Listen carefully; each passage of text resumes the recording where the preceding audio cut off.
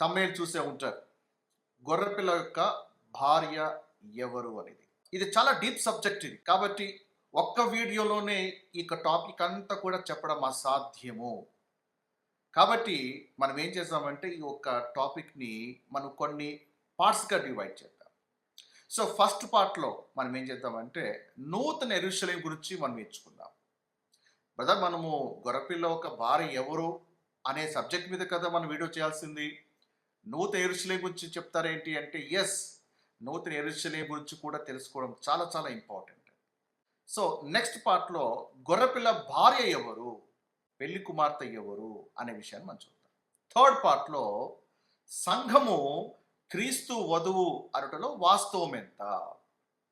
ఈ 3 పార్ట్స్ కూడా ఏ ఒక్క పార్ట్ కూడా మిస్ చేయకోకుండా పూర్తిగా చూడాలి. అప్పుడే సబ్జెక్ట్ అనేది చాలా క్లియర్‌గా అర్థమవుతుంది.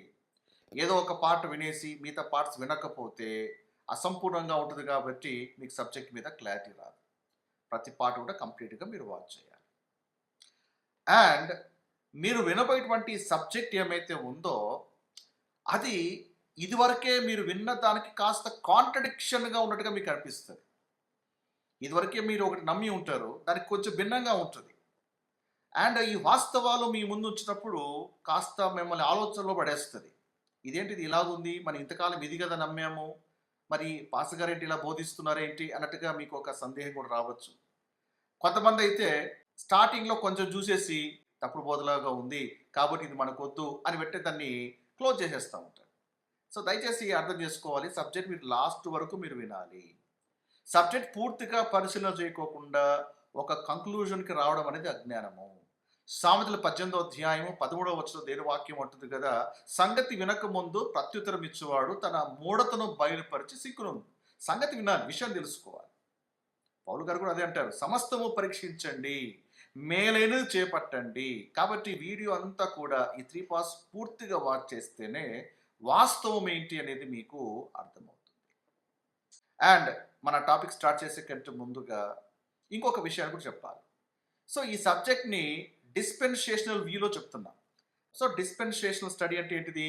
దేవుని యొక్క ఏర్పాటు కాలాల గురించి మనం ఆల్రెడీ తెలుసుకున్నాం. సో ఎవరైనా వీడియో మొదటిసారి వాచ్ చేస్తున్న వారి కొరకు చిన్న గ్లింప్స్ చెప్పేసి మనం మెయిన్ టాపిక్‌లోకి వెళ్ళిపోదాం.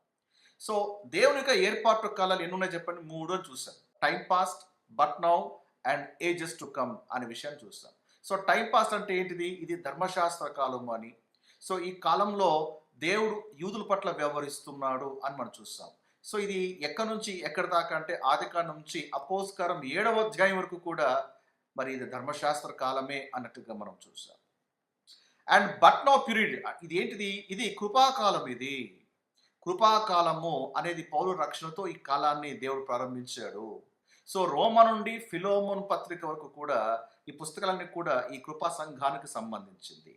సో ఈ యొక్క కృపాకాలం ఉన్నటువంటి ప్రోగ్రామ్ ఏమంటే ఇది మిస్టరీ ప్రోగ్రామ్. ఇది యూత్ ప్రోగ్రామ్ ఏమో ప్రొఫెటికల్ ప్రోగ్రామ్, చర్చ్ ప్రోగ్రామ్ ఏమో it is a mystery programme.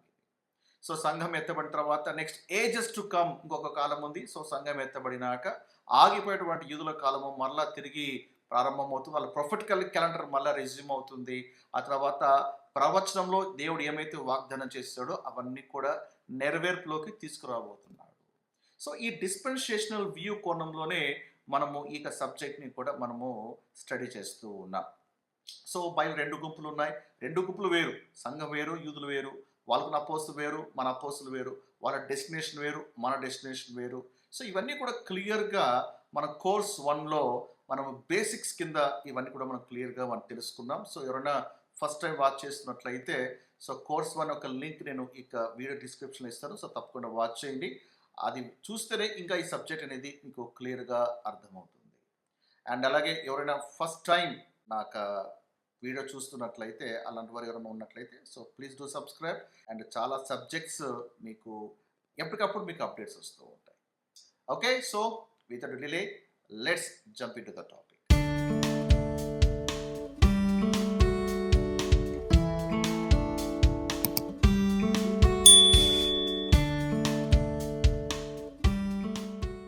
ప్రకటన గ్రంథము 21వ అధ్యాయంకి వెళ్దాం.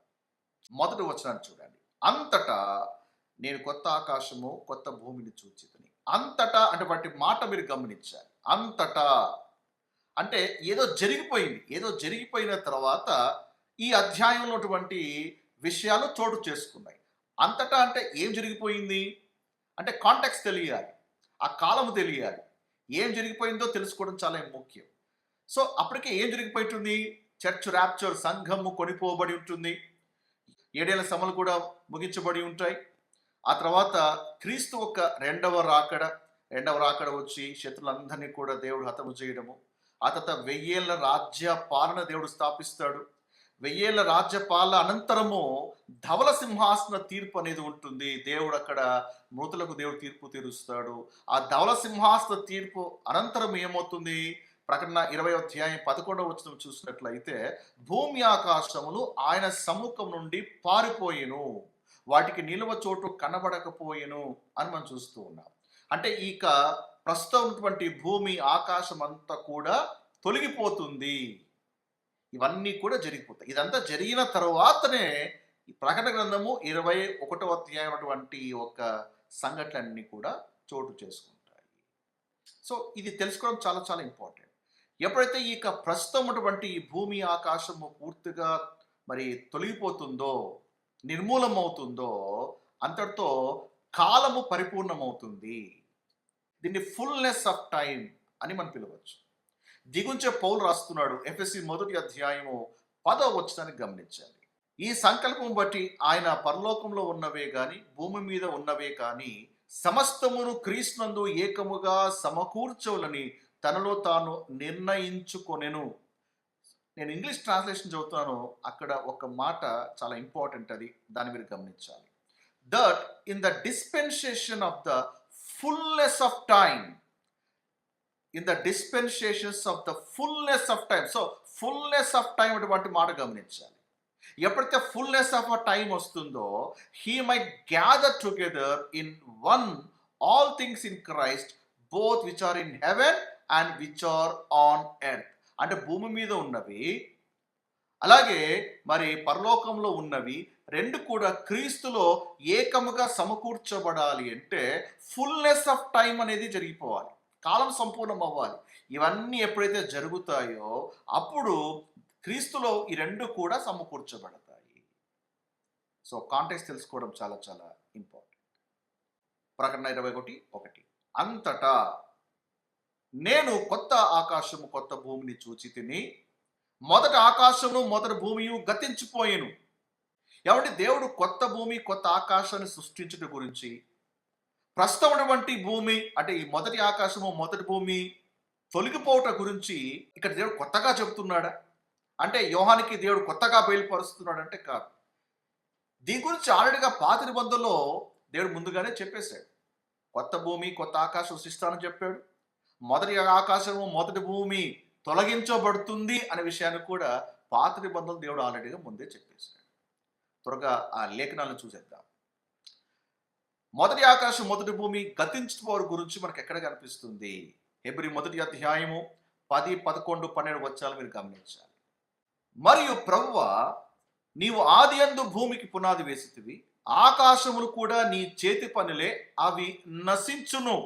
ఆకాశములు కూడా నీ చేతి పనులే, అవి నశించును, కానీ నీవు నిలిచి ఉండవు. అవన్నీ వస్త్రము వలె పాతగిల్ను, ఉత్తరీయము వలె వాటిని మర్చివేతువు, అవి వస్త్రము వలె మార్చబడును, కానీ నీవు ఏకరీతిగానే ఉన్నావు. సో ఇక్కడ మనకు చాలా స్పష్టంగా తెలుస్తుంది ఏమంటే ఆకాశములు ఆయన చేతి పనులే, అవి నశించును అని చూస్తున్నాం. 2 పేతురు 3వ అధ్యాయము 7వ వచనం. ఇప్పుడున్న ఆకాశము భూమియు భక్తిహీనుల తీర్పును నాశనము జరుగు దినము వరకు అగ్ని కొరకు నిలువ చేయబడినవై అదే వాక్యం వల్ల భద్రము చేయబడి ఉన్నవి. ఇప్పుడున్న ఆకాశము భూమియు ఏం చేస్తా ఉంది? అది నిలువ చేయబడతా ఉంది. 10వ వచనం చూడండి.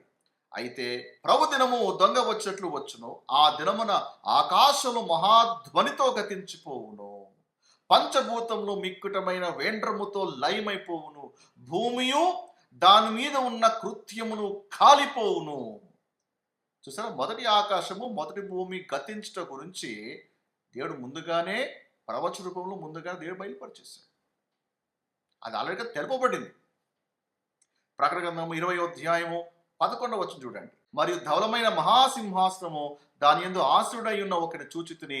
భూమి ఆకాశములు ఆయన సముఖం నుండి పారిపోయెను, వాటి నిలువ చోటు కనబడకపోయి.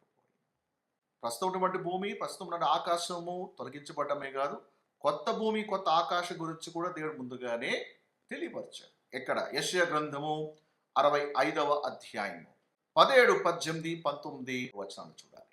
ఇదిగో నేను కొత్త ఆకాశము కొత్త భూమిని సృజించుచున్నాను. సో కొత్త భూమి కొత్త ఆకాశము సృజించబడ్డ గురించి దేవుడు ఇదివరకు యెషయా గ్రంథంలో దేవుడు సెలవిచ్చాడు, ఆల్రెడీ చెప్పాడు. మునుపటివి మరొకటి జ్ఞాపకముకు రావు, నేను సృజించుచున్న దాని గురించి మీరు ఎల్లప్పుడూ హర్షించి ఆనందించుడి. నిశ్చయముగా నేను యెరూషలేమును ఆనందకరమైన స్థలముగాను ఆమె ప్రజలను హర్షించు వారిగాను సృజించుచున్నాను. ఆమె అంటే ఎవరు? యెరూషలేము. 19వ వచనం, నేను యెరూషలేము గురించి ఆనందించుదును, నా జను గురించి హర్షించెదను. యెషయా గ్రంథము 66వ అధ్యాయం చూడండి, 22వ వచనం, నేను సృజించబోవు కొత్త ఆకాశము కొత్త భూమి. కొత్త ఆకాశము కొత్త భూమి కాన్సెప్ట్ కేవలం ప్రకటన గ్రంథంలో కొత్తగా చూస్తున్నామా అంటే కాదు, ఆల్రెడీగా అది చెప్పబడింది. కొత్త ఆకాశము కొత్త భూమియు లయము కాక నా సన్నిధిని నిలిచినట్లు. సో కాబట్టి ఆల్రెడీగా దేవుడు తెలియజేశాడు. ఆ ప్రవచన నెరవేర్పే ఈ యొక్క ప్రకటన గ్రంథము 21వ అధ్యాయం.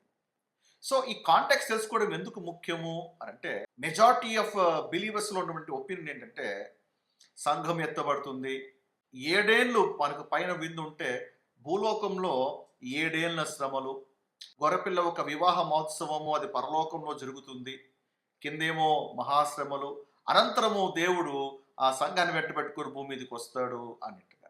ఇంకొంతమంది ఏమంటారంటే, లేదండి ఆ గొర్రెపిల్ల వివాహ మహోత్సవము 1000 ఏళ్ల పాలలో జరుగుతుంది అంటారు. బట్ ఇక్కడ ఒకసారి మీరు గమనించాలి, 21వ అధ్యాయం కంటే ముందు ఏం జరిగిపోయింది? ఎస్, ర్యాప్చర్ అవుతుంది, సంఘము కొనుక్కోబడుతుంది, అక్కడ నుంచి 7 ఏళ్ల శ్రమలు అంటే 7 ఇయర్స్ గడుస్తాయి.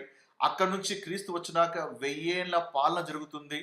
1000 ఏళ్ల పాలన తర్వాత ధవల సింహాసన తీర్పు జరుగుతుంది. ఆ ధవల సింహాసన తీర్పు అయినాక కదా గొర్రెపిల్ల వివాహ మహోత్సవం. అది ఇప్పుడు ప్రశ్న ఏంటంటే, మరి అంతకాలము దేవుడు సంఘాన్ని తీసుకెళ్ళి, ఒకవేళ church is the bride of Christ అని ఒకవేళ అన్న మాట వాస్తవం అయితే మరి సంఘం ఎత్తబడిన తర్వాత ఇంతకాలం వరకు ఎందుకు వివాహ మహోత్సవము చోటు చేసుకోలేదు? ఎప్పుడైనా ఆలోచించారా? అప్పటికే చాలా ఇయర్స్ గడిచిపోయినాయి, కానీ వివాహ మహోత్సవము చోటు చేసుకోలేదు. ఎప్పుడు జరుగుతుంది?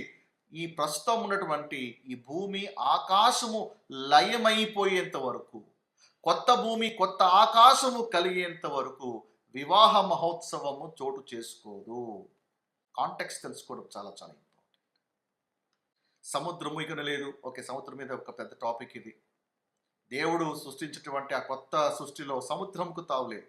సో మన ప్రపంచము 3/4 మరి 3వ వంతు నీరే ఉంది. So what is very essential for life. కానీ దేవుని యొక్క నూతన సృష్టిలో ఈ సముద్రముకు తావులేదు. దీని మీద మనం డీటెయిల్గా ఇంకొక వీడియో చేద్దాం. ఇప్పుడు అది చెప్తే టాపిక్ ఇంకోటి అయిపోతుంది. అగైన్ మళ్ళా ప్రకటన గ్రంథము 21వ అధ్యాయము 1వ వచనాన్ని ఇంకొకసారి చూద్దాం. అంతటా నేను కొత్త ఆకాశము కొత్త భూమిని, కొత్త ఆకాశము కొత్త భూమి, ఆకాశము భూమి. మీరు గమనించారా? బైబిల్ ప్రారంభము భూమి ఆకాశంతో మొదలవుతుంది. బైబిల్ ఒక ముగింపు కూడా భూమి ఆకాశముతోనే ముగుస్తుంది. సో మనం ఆదికాండంకి వెళ్దాం. సో కొత్త భూమి కొత్త ఆకాశము ఎందుకు సృష్టించాడో తెలియాలంటే ఫస్ట్ మనం ఆదికాండానికి వెళ్ళాలి. ఆదికాండంకి వెళ్ళి ఆదికాండం 1వ అధ్యాయము ఆ 1వ వచనంలో చూడండి, దేవుడు భూమి ఆకాశములను సృజించెను. In the beginning God created heavens and the earth అని. అసలు దేవుడు భూమిని ఎందుకు తయారు చేసాడో తెలుసుకోవడం చాలా ఇంపార్టెంట్. ఆకాశము అంటే హెవెన్స్, దేవుడు దాన్ని ఎందుకు తయారు చేసాడో తెలుసుకోవడం చాలా ఇంపార్టెంట్. ఈ ఒక్క బేసిక్ డిస్టింక్షన్ తెలియదా బైబిల్ మనకి ఎప్పటికీ అర్థం కాదు. భూమి పట్ల దేవుని యొక్క ఉద్దేశము తెలియాలి, ఆకాశము పట్ల హెవెన్స్ పట్ల దేవుని ఉద్దేశము తెలియాలి. సో దేవుడు ఒక పర్పస్తో ఈ రెండింటిని కూడా దేవుడు క్రియేట్ చేశాడు. మనము ఆదికాండం 3వ అధ్యాయంకి వెళ్దాం. దేవుడు ఆదామును తయారు చేసిన తర్వాత ఏదెన్ తోటలో ఉంచాడు. అయితే ఏదెన్ తోటలో ఉంచిన తర్వాత ఆదాము హవ్వ ఇద్దరు కూడా దేవుడు వద్దన పని చేస్తారు. దేవునికి విరోధముగా తిరుగుబాటు చేస్తారు. సో తిరుగుబాటు చేయడం వెనకల హస్తం ఎవరిది అంటే అపవాదిది. అపవాది వారిని ప్రేరేపించారు. వాళ్ళు పాపం చేసి దేవుని విరోధముగా తిరుగుబాటు చేశారు. సో బైబిల్లో భూమి మీద దేవునికి విరోధముగా ఒక తిరుగుబాటు చోటు చేసుకుంది. So there was a rebellion on earth, భూమి మీద. అయితే ఈ సందర్భం కంటే ముందే పరలోకంలో కూడా ఒక తిరుగుబాటు జరిగింది. ఆదికాండం 3వ అధ్యాయం కంటే ముందే పరలోకంలో కూడా ఒక తిరుగుబాటు జరిగింది. ఎవరు చెప్పండి? ఎస్, లూసిఫర్ కూడా తిరుగుబాటు చేశాడు. లూసిఫర్ కూడా దేవునికి విరోధముగా తిరుగుబాటు చేశాడు. అండ్ ఆ తర్వాత ఏమైపోయింది? అపవాదితో పాటు అనేక మంది దూతలు మరి బయటికి వెళ్ళగొట్టబడ్డారు. So there was rebellion even in the heaven. భూమి మీద తిరుగుబాటు ఉంది, పరలోకంలో కూడా పరలోకం అంటే నేను దేవుడు ఉన్నటువంటి లోకం గురించి చెప్పట్లేదు. ఆకాశంలో బహుళగా ఉన్నాయి. మనం చూసి ఆకాశ పక్షులు ఎగిరేటువంటిది ఆకాశం ఒకటి, మధ్యాకాశం ఒకటి, మూడవ ఆకాశము దాన్ని గాడ్స్ అడోబ్, దేవుని యొక్క నివాస స్థలముగా పిలుస్తూ ఉంటారు. సో కాబట్టి హెవెన్స్ అంటే దేవుడు ఉండేట్టు లోకంగా, మధ్యాకాశం. సో ఇప్పటికి కూడా అపవాది వాడి దూతలు ఎక్కడ చెప్పండి, ఇప్పటికి కూడా మధ్యాకాశంలోనే ఉన్నారు. దానికి కూడా ఇంగ్లీష్లో హెవెన్ అనేటువంటి పదమే వాడబడింది. సో భూమి మీద తిరుగుబాటు జరిగింది, ఇప్పుడు పరలోకంలో కూడా తిరుగుబాటు జరిగింది. సో ఈ రెండింటిని కూడా దేవుడు ఎలా సాల్వ్ చేస్తాడు అనేది బైబిల్ అంతా కూడా. ఈ రెండింటిని కూడా దేవుడు ఎలా ఫిక్స్ చేస్తాడు అనేదే ఈ బైబిల్ అంతా కూడా. అందుకే భూమి ఆకాశం ఏంటో తెలియకపోతే బైబిల్ ఎప్పటికీ అర్థం కాదు. అర్థమైందా? ఇప్పుడు దేవుడు ఏం చేయాలి? ఇప్పుడు తిరుగుబాటు చోటు చేసేటువంటి ఈ భూమిని ఫిక్స్ చేయాలి. పరలోకంలో కూడా తిరుగుబాటు జరిగింది, దీన్ని కూడా ఫిక్స్ చేయాలి. ఈ రెండింటిని కూడా ఫిక్స్ చేయాలి. And God has a tremendous plan. ఎఫెసీ 1వ అధ్యాయము 10వ వచనం ఇంకోసారి చూద్దాం. పౌలు గారు చాలా అద్భుతమైన మాట చెప్పాడు. ఆ మాట చూద్దాం. ఎఫెసీ 1వ అధ్యాయము 10వ వచనం. ఈ సంకల్పము బట్టి ఆయన పరలోకంలో ఉన్నవే గాని భూమి మీద ఉన్నవే గాని సమస్తమును క్రీస్తునందు ఏకముగా సమకూర్చవలని తనలో తాను నిర్ణయించుకొనెను. దేవుని యొక్క ప్లాన్ ఏంటి చెప్పండి? దేవుని యొక్క అల్టిమేట్ ప్లాన్ ఏంటి చెప్పండి? పరలోకంలో ఉన్నవే గాని భూమి మీద ఉన్నవే గాని సమస్తము క్రీస్తునందు ఏకముగా సమకూర్చాలి. ఇది దేవుని యొక్క అల్టిమేట్ ప్లాన్ అండి. సో దానికి ఈ భూమి అంతా కూడా దేవుడు సమకూర్చుకోవడానికి దేవుడు ఏం చేశాడు? దేవుడు అబ్రహామును పిలిచాడు. అబ్రహాం నుంచి ఆ తర్వాత 12 గోత్రాలు వచ్చాయి. ఆ 12 గోత్రాలు ఇశ్రాయేలుగా పిలువబడుతున్నారు. అండ్ దేవుడు వాళ్ళకు ఒక భూభాగాన్ని వాగ్దానం చేశాడు. అండ్ వన్ ఫైన్ డే యేసు క్రీస్తు 2వ రాకడలో వాళ్ళందరూ కూడా కలిసి క్రీస్తుతో కలిసి రాజ్యము చేయడం ద్వారా 1000 ఏళ్ల పాలన తర్వాత ఆ తర్వాత ఈ భూమి అంతా కూడా వాళ్ళ ద్వారా ప్రాజెక్ట్ వాళ్ళ ద్వారా భూమి అంతా కూడా ఆయన తనలో సమకూర్చుకుంటాడు. మన వాడబడ్డ హెవెన్,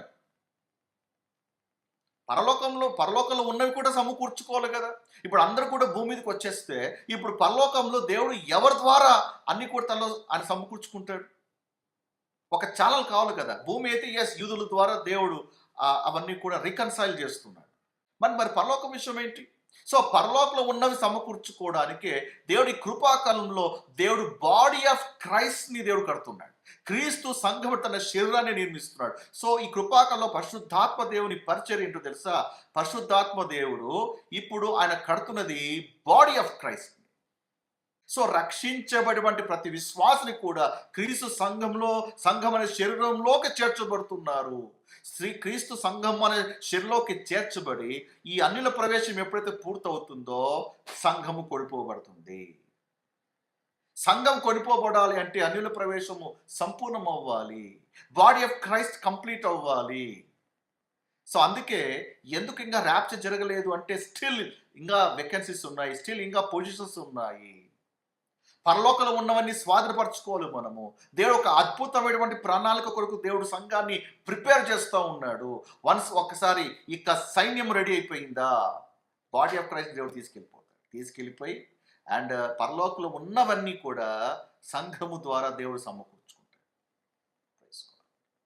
ఇవన్నీ కూడా మనం ఆల్రెడీగా మనము ప్రీవియస్లో కవర్ చేసాం.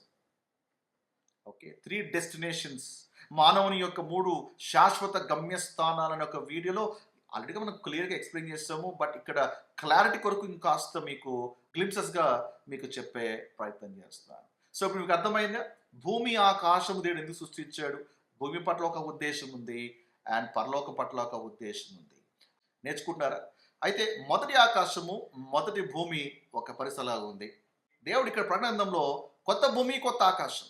ఎందుకు? ఈ రెండు కూడా రెబెల్, ఈ రెండు కూడా తిరుగుబాటు జరిగాయి కాబట్టి దేవుడు వాటిని ఫిక్స్ చేసిన తర్వాత అప్పుడు దేవుడు కొత్త భూమి, కొత్త ఆకాశం దేవుడు సృష్టించాడు. Okay, fine, right. మన ప్యాసేజ్ కొత్త ప్రకటనము 21వ అధ్యాయము 2వ వచనం. మరియు నేను నూతనమైన యెరూషలేము అను ఆ పరిశుద్ధ పట్టణము తన భర్త కొరకు అలంకరింపబడిన పెళ్లి కుమార్తె వలె సిద్ధపడి పరలోకమున్న దేవుని యొద్ద నుండి దిగి వచ్చుట చూచితిని. నూతనమైన యెరూషలేము అనే మాట మీరు గమనించాలి. న్యూ జెరూసలేం గురించి మనం ఇదివరకే మనకు వీడియో చేశాం. ఆ న్యూ జెరూసలేం సిటీ ఎంత పెద్దదిగా ఉంటుంది, ఎంత మహిమగలదిగా ఉంటుంది, ఎందుకు ఆ పట్టణం దేవుడు సిద్ధం చేస్తున్నాడు, ఎవరి కోసం సిద్ధం చేస్తున్నాడో అది ఆల్రెడీగా నేను ఒక వీడియో ఎక్స్ప్లెయిన్ చేస్తాను. నూతన యెరూషలేం ఎవరి కోసం అని ఆ వీడియో లింక్ ఇస్తాను, పూర్తిగా వాచ్ చేయండి. అక్కడ నేను చెప్పిన దానికి కంటే ఎక్కువగా ఇంకొంచెం డీప్ స్టడీ అనేది మనము ఈ యొక్క క్లాస్లో మనము చేయబోతున్నాం. ఇంకొకటి విషయం తెలుసుకోవాల్సింది ఏంటంటే, ఇది పరిశుద్ధ పట్టణముగా పిలువబడుతుంది. అంటే అంతకుముందు ఏంటిది పట్టణము అంటే, ప్రకటన గ్రంథము 11వ అధ్యాయము 8వ వచనం చూసినట్లయితే, వారి శవములో ఆ మహాపట్టణపు సంత వీధిలో పడియుండును, వానికి ఉపమాన రూపముగా సొదమనియు ఐగుప్తు అనియు పేరు, అచ్చట వారి ప్రభు కూడా సిలువ వేయబడెను. సో ఈ పట్టణానికి మునుపు ఇంకొక పేరు ఏంటి తెలుసా? అది సొదొమ, ఐగుప్తు. అంటే అంతగా అది భ్రష్టమైపోయింది. అలాంటి ఒక పట్టణాన్ని దేవుడు ఆ పరిశుద్ధ పట్టణముగా మారుస్తున్నాడు. సో ఎర్త్లీ జెరూసలేం పరిశుద్ధం అలా ఉంది, బట్ హెవెన్లీ జెరూసలేం అది పరిశుద్ధమైన పట్టణముగా ఉంది. ఇన్ఫ్యాక్ట్ ఈ న్యూ జెరూసలేంకి ఇంకొక పేరు కూడా ఉంది, అది దేవుని యొక్క పట్టణము. ప్రకటన గ్రంథం 3వ అధ్యాయము 12వ వచనం చూసినట్లయితే, నా దేవుని పట్టణపు పేరు అనే పదం కనపడుతుంది. So new Jerusalem is a capital city of God. ఇక్కడ దేవుని యొద్ద నుండి దిగి వచ్చుట అనే మాట గమనించాలి. నేను ఇందాక చెప్పినట్టుగా చాలా మంది క్రైస్తవులటువంటి అభిప్రాయం ఏమంటే, గొర్రెపిల్ల వివాహ మహోత్సవము పరలోకంలో చోటు చేసుకుంటుంది అని. అందరూ 100% కూడా అదే నమ్ముతుంటారు, పరలోకంలో చోటు చేసుకుంటుంది అని. కానీ ఇక్కడ దిగి వచ్చుట మాట గమనించండి. ఇక్కడ ఫస్ట్ ఆఫ్ ఆల్ పరలోకంలో వివాహ మహోత్సవము జరుగుతుంది అనడానికి ఎలాంటి లేఖనాధారం లేదు. పరలోకంలో 7 ఏండ్ల విందు అనడానికి అసలుకే లేఖనాధారం లేదు. పరలోకంలో 7 ఏండ్ల విందా ఎక్కడుంది? పరలోకంలో 7 ఏండ్ల విందు అనడానికి ఒక్క స్క్రిప్చర్ ఎవిడెన్స్ ఏమైనా ఉందా? లేదు. మన మైండ్లో బాగా ఉద్దేశాడు, పరలోకంలో 7 ఏండ్ల విందు, 7 ఏండ్ల విందు, 7 ఏండ్ల విందు, 7 ఏండ్ల విందు వింటున్నాం. కానీ దానికి సంబంధించిన స్క్రిప్చర్ బైబిల్ ఎక్కడైనా ఉందా అని మనం ఎక్కడ కూడా మనం పరిశీలన చేయలేదు. సో ఫస్ట్ ఆఫ్ ఆల్ అక్కడ విందు లేదు, అండ్ అక్కడ వివాహం జరగదు. ఒకవేళ అక్కడ వివాహం జరిగిన వాస్తవం అయితే దిగి వచ్చిన తర్వాతనే కదా మిగతా ప్రక్రియ అంతా. అంటే ఈ గొర్రెపిల్ల వివాహ మహోత్సవము ఎక్కడ జరుగుతుంది అంటే భూమి మీద. It's not in heaven. కాబట్టి మీరు గమనించాలి. అయితే ఇంకొంతమంది ఏంటంటే, కరెక్టే బ్రదర్, భూమి మీద జరుగుతుంది, అందుకే ఎత్తబడినటువంటి సంఘాన్ని దేవుడు భూమికి తీసుకుని వస్తాడు. ర్యాప్చర్లో సంఘము కొరకు ప్రభు వస్తాడు. ఆ తర్వాత 7 ఏళ్ల శ్రమ తర్వాత సంఘముతో ప్రభు వస్తాడు. ఇలాగా చాలా మంది చెప్తూ ఉంటారు. ప్లీజ్ అండర్స్టాండ్, ఎత్తబడినటువంటి ఒక సంఘాన్ని దేవుడు అక్కడి నుంచి మళ్ళీ భూమిని తీసుకొని వచ్చి భూమి మీదనే పెట్టేసేటువంటి వాడు కాదు. పౌలు పత్రిక మీరు బాగా పరిశీలన చేస్తే ఎత్తబడినటువంటి సంఘం భూమి మీదకి రాదు. ఎందుకు రాదు? ఫిలిప్పీ 3వ అధ్యాయము 20వ వచనం చూడండి, మన పౌరస్థితి పరలోకమందు ఉన్నది. సో మన సిటిజన్షిప్ ఎక్కడ? భూమి మీదనా పరలోకంలోనా? పరలోకంలో ఉన్నదండి. ఎఫెసీ 2వ అధ్యాయం 6వ వచనం ప్రకారంగా పరలోకమందు ఆయనతో కూడా కూర్చుండబెట్టును. దేవుడిని ఎక్కడ కూర్చుండబెట్టాడు? ఈ భూమి మీద తన 1000 ఏళ్ల పాలనలో. సో సింహాసనం వేసి నా కుమార కూర్చో అని నేను భూమి మీద కూర్చుండబెడుతున్నాడా? కాదు. నేను కూర్చుండబెట్టేది భూమి మీద కాదు. ఎందుకంటే నీ ప్రోగ్రామ్ కాదు అది. నేను కూర్చుండబెట్టేది ఎక్కడ? పరలోకమందు.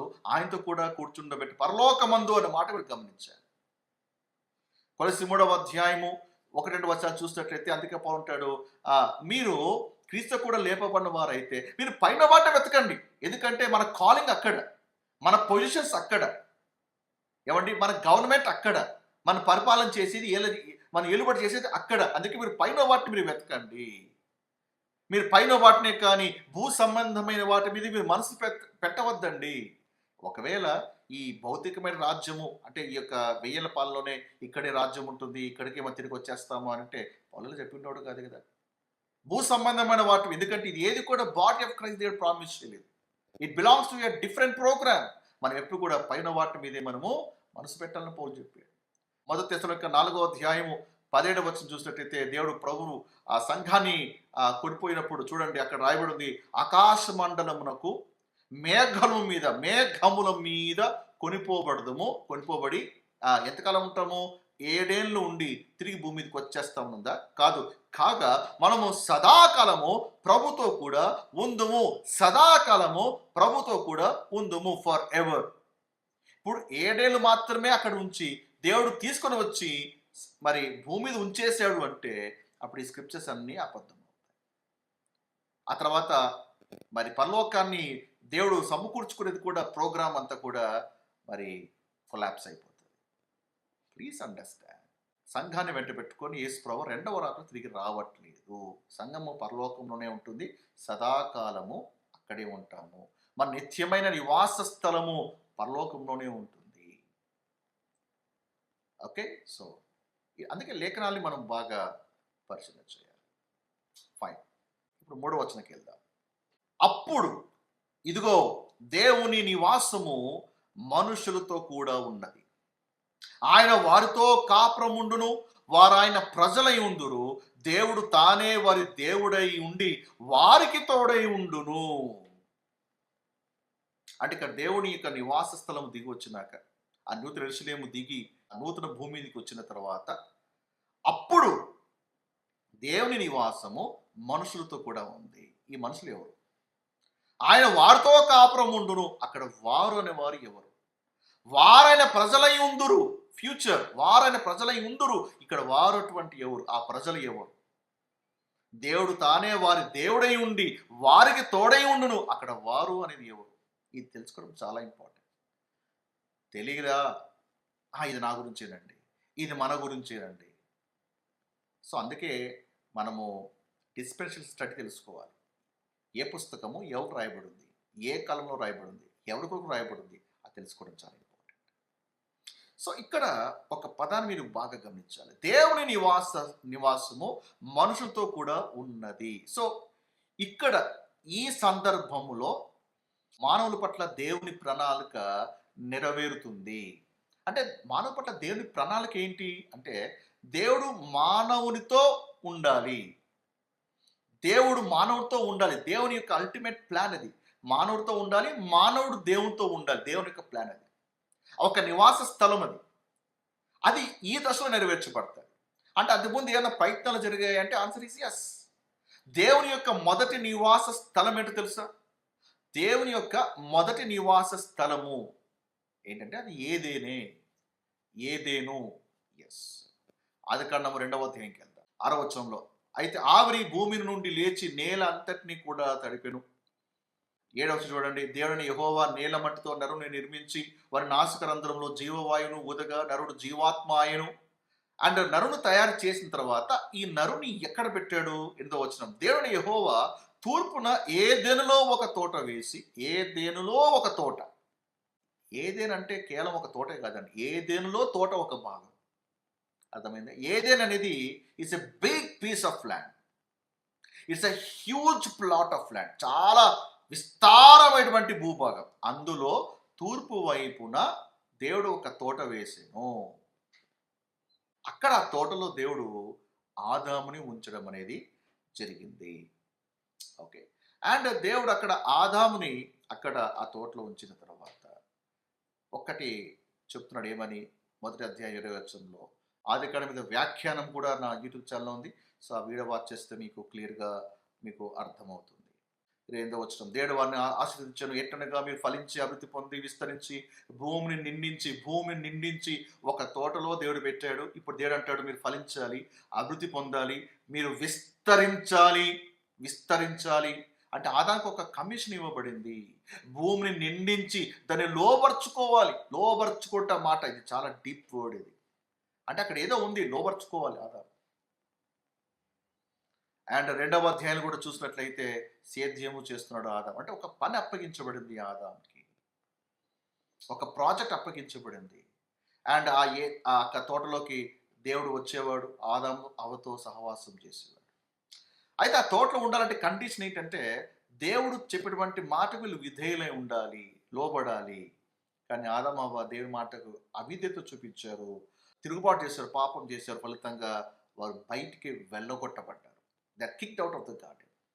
అండ్ వెళ్ళగొట్టబడిన తర్వాత ఆదికాండం 3వ అధ్యాయం 24వ వచనం చూసినట్లయితే, అప్పుడు ఆయన ఆదాము వెళ్ళగొట్టి ఏదైనా తోటకు తూర్పు దిక్కున కెరూబులను జీవవృక్షమునకు పోవు మార్గమును కాచుటకు అటు ఇటు తిరుగుచున్న ఖడ్గ జ్వాలను నిలవబెట్టిన. ఎందుకు ఆదాము అలా నోనికి వచ్చి ఆ జీవవృక్ష ఫలాన్ని తింటే, మరి జీవవృక్షం అంటే ఇంకా చావు లేదు. ఇంకా మరి పాపస్థితిలో ఆదాము వెళ్ళి ఆ పండు తింటే ఎప్పటికీ కూడా ఆదాము అదే పాపస్థితిలోనే నిలబడిపోతాడు. అందుకే ఆయన డివైన్ ప్లాన్లో ఏంటంటే వాళ్ళ లోనికి రాకోకుండా దేవుడు అక్కడ ఖడ్గజ్వాలను దేవుడు నిలబెడుతున్నాడు. సో ఫలిగా ఏంటంటే ఆ నివాస స్థలం అనేది ఏమైతే ఉందో ఆదాము దాన్ని కోల్పోయాడు. ఆదాము అక్కడి నుంచి మరి దూరం అయిపోయాడు. Man last connection. ఆ తర్వాత నిర్గమకాండం చూస్తే దేవుడు ఒక ప్రత్యక్ష గుడారం కట్టండి, నేను మీ మధ్య నివాసము చేస్తాను అని దేవుడు చెప్పాడు. ఆ ప్రత్యక్ష గుడారము కూడా అది ఎవరికి పోలుకునో దేనికి పోలుకునో మనం వాళ్ళ క్లియర్గా మనం ప్రత్యక్ష గుడారం బట్టి వీడియోలో మనం కవర్ చేస్తాం. అయితే నౌ గెట్ దిస్, ఇజ్రాయెల్ యొక్క చరిత్ర చూసినట్లయితే క్రమక్రమంగా ప్రజలు దేవునికి విరుద్ధంగా పాపం చేస్తూ దేవుని ఎంతగానో మరి క్షోభ పెట్టారు, ఎంతగానో దేవునికి అవిధేయులే ఉన్నారు. అలాంటి ప్రజలని దేవుడు అలాగ వదిలిపెట్టక దేవుడు ఒక అభయం ఇచ్చాడు. చూడండి, ఇర్మియా 31వ అధ్యాయము 31వ వచనంలో రాయబడింది కదా, ఇదిగో నేను ఇజ్రాయేల్ వారితోనూ యూదా వారితోనూ కొత్త నిబంధన చేయు దినములు వచ్చుచున్నవి. నేను ఒక కొత్త నిబంధన చేస్తాను. ఎవరితో? ఇజ్రాయేల్ వారితోనూ యూదా వారితోనూ. ఇదే యెహోవా వాక్కు. నేను వారికి దేవుడునై ఉందును, వారు నాకు జనులై ఉంటారు. ఎస్, వాళ్ళను వదిలిపెట్టి వెళ్ళిపోయారు, పాపం చేశారు, వద్దన పని చేస్తున్నారు. బట్ స్టిల్ నేను వారిని వదిలిపెట్టను. నేను వారితోనే, ఎవరైతే నన్ను వదిలిపెట్టి వెళ్ళిపోయారో, అవిధేయులు చూపించారో, నేను వారితోనే నేను మరలా ఒక కొత్త నిబంధన చేస్తాను. తద్వారా నేను వారికి దేవుడినై ఉంటాను, వారు నాకు జనులై ఉంటారు. ఇప్పుడు ఇదే మాట కదా ప్రకటన గ్రంథంలో మనం చూస్తున్నాం. వారాయన ప్రజలై ఉందరు, దేవుడు తానే వారికి దేవుడై ఉండి వారికి తోడై ఉంటారు. ఈ ప్రజలు ఉద్దేశించి ఎజికేల్ 37వ అధ్యాయము 27వ వచనం, నా మందిరము వారికి పైగా ఉండును, నేను వారి దేవుడనై ఉందును, వారు నా జనులై ఉందురు. My tabernacle also shall be with them. Yes, I will be their God and they shall be my people. ఇది ఎప్పుడు నెరవేర్చబడుతుంది? ప్రకటన గ్రంథం 21వ అధ్యాయం. ఏమిట్రా ఈ స్థితిలో మళ్ళా ఇజ్రాయేలు యూదా ఈ దేవుని యొక్క ప్రజలందరూ కూడా దేవునితో ఒకటి అవుతారు. ఆ తర్వాత ఎన్నటికీ కూడా వాళ్ళు విడిపోరు, ఎన్నటికీ అక్కడి నుంచి తొలగిపోరు. పాత నిబంధనలో అయితే మాటికి తొలగిపోతున్నారు. కానీ ఈ స్థితిలో ఈ ఫైనల్ స్టేట్లో ఏంటంటే ఇన్సెపరబుల్, ఇక దేవుడు వారు విడిపోయే ప్రసక్తి లేదు, ఇన్సెపరబుల్. సో అక్కడ ఆ ప్రజలు ఎవరంటే ఇజ్రాయిల్ ప్రజలండి, నాట్ అ చర్చ్. సంఘం అప్పటికి ఎత్తబడి ఉంటుందిగా. ఒకవేళ లేదండి ఇక్కడ ఈ ప్రజలు ఎవరు కాదు సంఘమే అని అంటారా? ఇక్కడ చూడండి, వారాయన ప్రజలై యుందురు, ఇట్స్ అ ఫ్యూచర్. అంటే ఇప్పుడు మన దేవుని ప్రజలం కామా? What are we? మన ఐడెంటిటీ ఏంటి క్రీస్తులో? దేవునితో మనకున్నటువంటి రిలేషన్షిప్ ఏంటి? ఇప్పుడు పౌలు ఒక పత్రికలు అర్థం కాకపోతే మన ఐడెంటిటీ ఏంటో మనకు తెలియదు. ప్రజలై ఉందురు అంటే అది ఫ్యూచర్, అది దేవుడు వారికి తోడై ఉండును అంటే it's a future. But what is a Christian position in Christ? ఎఫెస్ 2:19 చూస్తే, ఎస్, ఒకప్పుడు మనమంతా కూడా ఎవరము? మన ఇజ్రాయిల్తో సహపౌరము కాము, పరదేశులము, వాగ్దాన నిబంధన లేని వారము, నిరీక్షణ లేని వారము, లోకమందు దేవుడు లేని వారై ఉంటిమి. మనం దేవునికి దురస్తులుగా ఉంటిమి ఒకప్పుడు మనం. అయితే అయితే 19వ వచనం, కాబట్టి మీరు ఇక మీదట పరజనులు పరదేశులై ఉండక పరిశుద్ధులతో ఏక పట్టణస్థులు దేవుని ఇంటి వారేనో. ఒకప్పుడు మనం దేవునికి దూరంగా ఉంటుంది, బట్ ఆ తర్వాత క్రీస్తుని బట్టి మనం అంగీకరించబడ్డాం. క్రీస్తు బట్టి మనం దేవుని పిల్లలుగా మార్చబడ్డాం. రోమా 8వ అధ్యాయము 16వ వచనం చూసినట్లయితే మనం దేవుని పిల్లలమని దేవుని ఆత్మ తానే మన ఆత్మతో సాక్ష్యం ఇచ్చుచున్నాడు. మనం దేవుని పిల్లలమని సాక్ష్యం ఇస్తున్నాడు. ఎప్పుడు? ప్రకటన గ్రంథం 21వ అధ్యాయంలో చెప్తాడు దేవుడు. అంటే అంతవరకు మనం దేవుని పిల్లలం కామా? ప్రకటన గ్రంథం 27వ అధ్యాయంలో నూతన భూమి నూతన ఆకాశం సృష్టించిన తర్వాత, ఏమన్నా నూతన యెరూషలేము పట్టణం దిగి వచ్చిన తర్వాత, అప్పుడు తర్వాత వాళ్ళందరూ ఒకటే ఉంటారు. అప్పుడు వాళ్ళు దేవుని ప్రజలై ఉంటారు. దేవుడు వారు ఏమంటే అంతవరకు మనం దేవుని పిల్లలం కామా? ఏమంటే Israel program is in future, their salvation is in future. But మన పొజిషన్ ఏంటి? మనం ఆల్రెడీగా దేవుని పిల్లలము. దేవుడు ఆల్రెడీ చెప్పేశాడు. ఇది దేవుడు చెప్పబోతాడు కాదు, ఆల్రెడీగా సాక్ష్యం ఇస్తున్నాడు. ఆత్మ కూడా సాక్ష్యం ఇచ్చుచున్నాడు మనము దేవుని పిల్లలము అని. గలతీ 3వ అధ్యాయం 26వ వచనం చూడండి. యేసు క్రీస్తునందు మీరందరూ విశ్వాసం వల్ల దేవుని కుమారులై ఉన్నారు. మనం దేవుని కుమారులై ఉన్నాము, ఆయన మనకు దేవుడై ఉన్నాడు. ఇది ఆల్రెడీగా జరిగిపోయింది. ఇజ్రాయెల్కి అయితే ఇట్స్ ఇన్ ద ఫ్యూచర్. కాబట్టి లేఖనములో అక్కడ ఆడియన్స్ ఎవరో తెలుసుకోవడం చాలా చాలా ఇంపార్టెంట్. పౌలు పత్రికలు మన గుర్తు మీద తెలియకపోతే ఇతర పుస్తకాలు వంటి ఇవన్నీ కూడా అది మన కొరకే అని మనం అపార్థం చేసుకునే అవకాశం ఉంటుంది. అక్కడ దేవుడు మాట్లాడుతున్నది ఇజ్రాయెల్ ప్రజలను ఉద్దేశించి. ఎందుకంటే the book of revolution is a prophetical book. Right, ఆదికాండంకి వెళ్దాం. ఆదికాండంలో 9, 10, 11, 12 వచ్చాను చూడండి. మరియు దేవుని యెహోవా చూపునకు రమ్యమైనది ఆహారమునకు మంచిదై ఉన్న ప్రతి వృక్షమును ఆ తోట మధ్యను జీవ వృక్షమును మంచి చెడ్డల తెలివినిచ్చు వృక్షమును నేల నుండి మొలిపించెను. గుడ్. సో తోట గురించి వర్ణన. మరియు ఆ తోటను తడుపుటకు ఏదెల నుండి ఒక నది బయలుదేరి అక్కడ నుండి చీలిపోయి 4 శాఖలయ్యను. మొదటి దాని పేరు పీషోను, అది హవీల దేశమంతటి చుట్టూ పారుచున్నది, అక్కడ బంగారం ఉన్నది. చూడండి, ఆదికాండం 1వ అధ్యాయంలో ఏం కనపడుతుంది? 2వ అధ్యాయంలో ఏం కనపడుతుంది? బంగారం కనపడతా ఉంది. సో ద బైబిల్ స్టార్టింగ్లో మనకి బంగారం కనపడుతుంది. ఆ బంగారము శ్రేష్టమైనదిగా కనపడతా ఉంది. అటు బంగారంతో పాటు అక్కడ గోళం ఉంది, గోమేధికం ఉంది, బెడిలియం, ఆనిక్స్ స్టోన్, గోల్డ్. చూడండి, ఆ దేవుడు ఎక్కడైతే దేవుడు నాటాడు మనిషిని, ఆ భూభాగంలో ఇలాంటి విలువైనటువంటి రత్నాలు కనపడుతున్నాయి. రత్నాలు. సేమ్ దీన్ని ఇప్పుడు నూతన యెరూషలేముతో కంపేర్ చేయండి. ఇప్పుడు మనం ప్రకటన గ్రంథం 21వ అధ్యాయం కొద్దాం. ప్రకటన గ్రంథం 21వ అధ్యాయము 18, 19, 20, 21 వచ్చి చూడండి. ఆ పట్టణపు ప్రాకారము సూర్యకాంతములతో కట్టబడిను.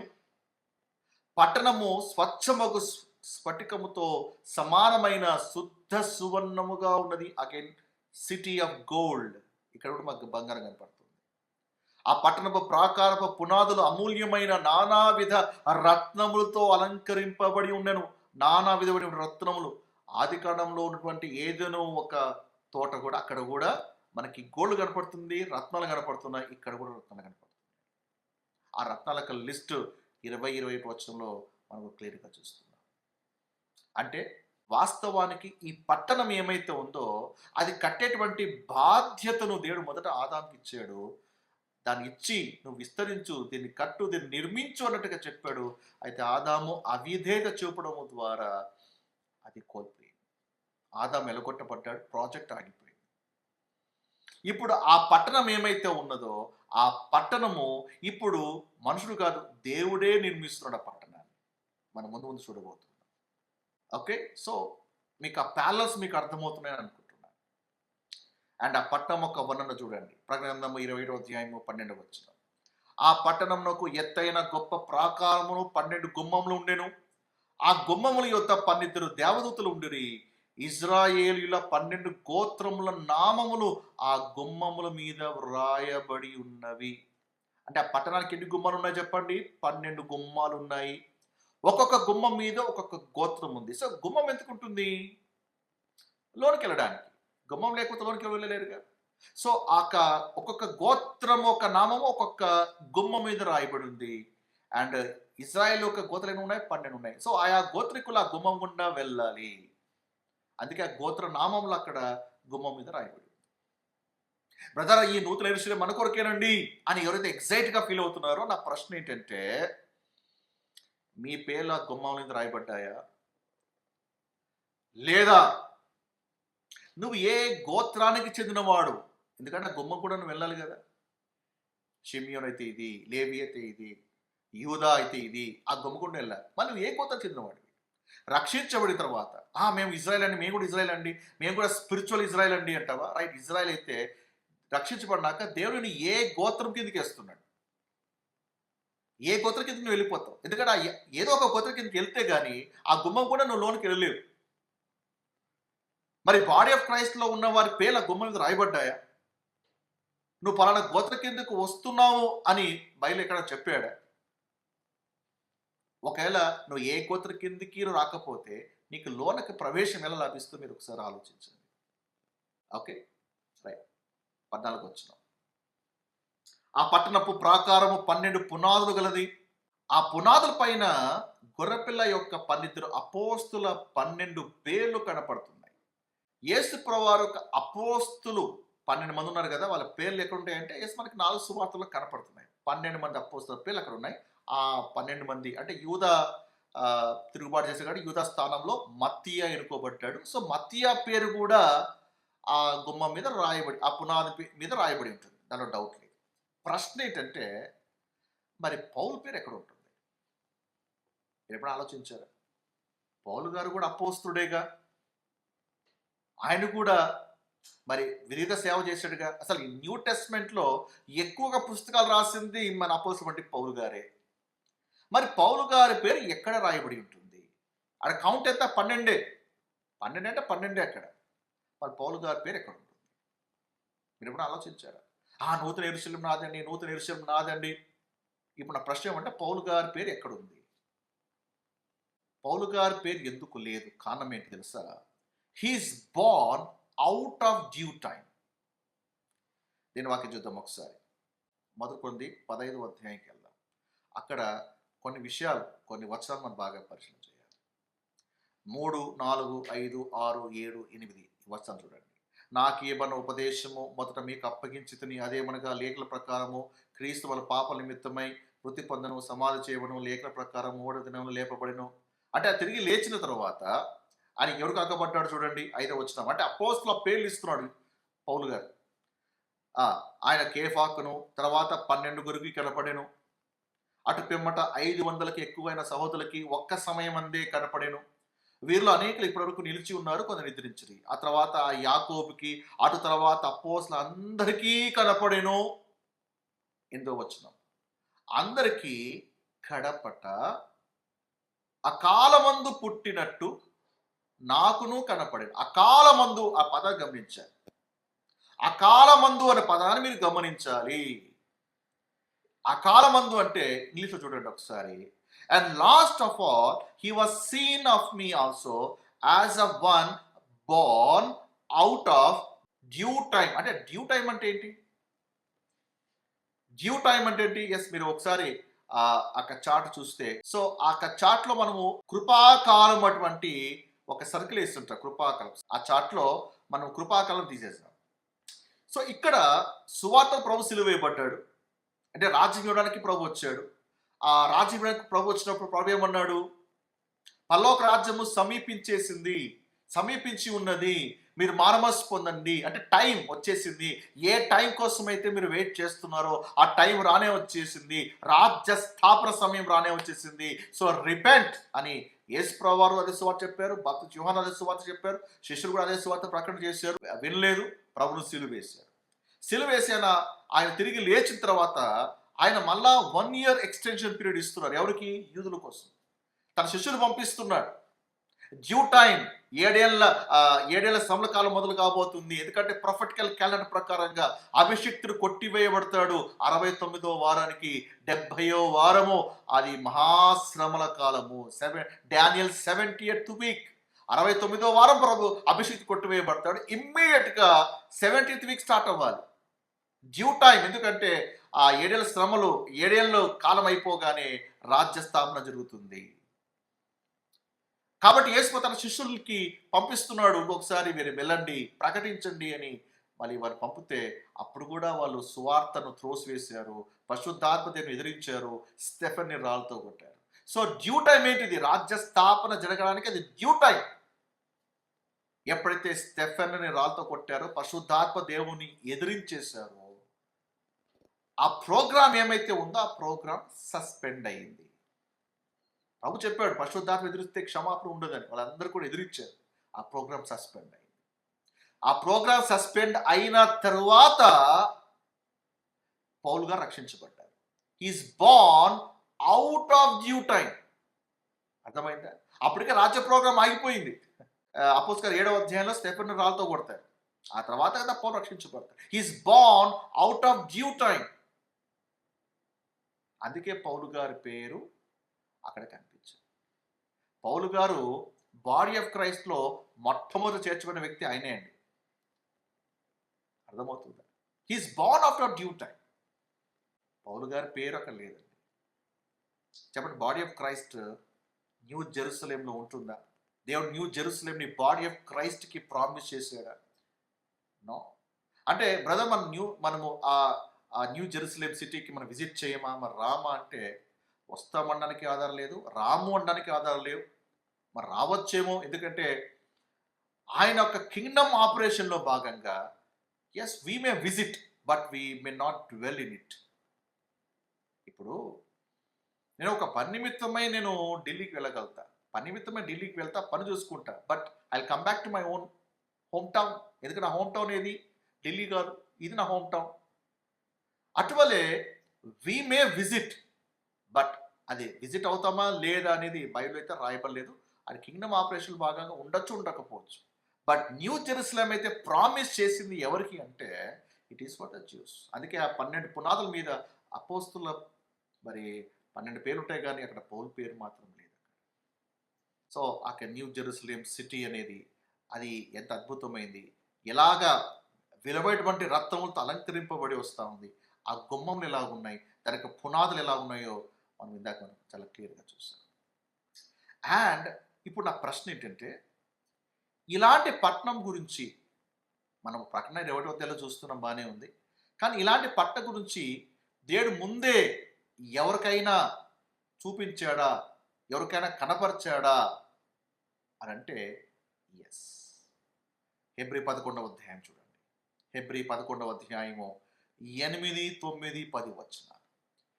అబ్రహాము పిలువబడినప్పుడు విశ్వాసమును బట్టి ఆ పిలుపుకి లోబడి తాను స్వాస్థ్యముగా పొందనై ఉన్న ప్రదేశమునకు బయలువెళ్ళెను. మరి ఎక్కడికి వెళ్ళవలనో అది ఎరుగక బయలువెళ్ళెను. విశ్వాసమును బట్టి అతనితో ఆ వాగ్దానమునకు సమాన వారసులైన ఇస్సాకు, యాకోబు అనువారు గుడారములో నివసించుచు అన్యుల దేశంలో ఉన్నట్టుగా వాగ్దాత దేశంలో పరవాసులైరి. ఏలైనగా దేవుడు దేనికి శిల్పియు నిర్మాణకుడై ఉన్నాడో పునాది గల ఆ పట్టణము కొరకు అబ్రహాము ఎదురు చూచుచుండెను. చెప్పండి, అబ్రహాం దేనికోసం ఎదురు చూస్తున్నాడు? దేవుడు దేనికి శిల్పియు నిర్మాణకుడై ఉన్నాడో పునాదులు గల ఆ పట్టణం. నూతన యెరూషలేముకి ఏముంది? పునాదులు 12 పునాదులు ఉన్నాయి, 12 గుమ్మాలు ఉన్నాయి. ఏ సిటీ గురించి అయితే మనము ప్రకటన 20వ అధ్యాయంలో చూస్తున్నామో ఆ పట్టణాన్ని దేవుడు ముందుగానే అబ్రహాంకి చూపించాడు. అందుకే అబ్రహాం అంటాడు కదా, ఏమని? దేవుడు దేనికి శిల్పియు నిర్మాణకుడు. నా ఆ పట్టణాన్ని దేవుడే కడుతున్నాడు. యాక్చువల్గా ఆదాం కట్టాల్సింది, ఫెయిల్ అయ్యాడు. ఇప్పుడు దేవుడు కడుతున్నాడు. దేవుడే ఆ పట్టణాన్ని నిర్మిస్తున్నాడు. పునాది గలటువంటి ఆ పట్టణమును దేవుడు నిర్మిస్తున్నాడు. ఆ పట్టణ కొరకు అబ్రహాము ఎదురు చూస్తూ ఉన్నాడు. అబ్రహాము కూడేనా? 13వ వచనం చూడండి. వీరందరూ ఆ వాగ్దానముల ఫలము అనుభవింపకపోయినను. వాగ్దాన ఫలము అనుభవించలేదు.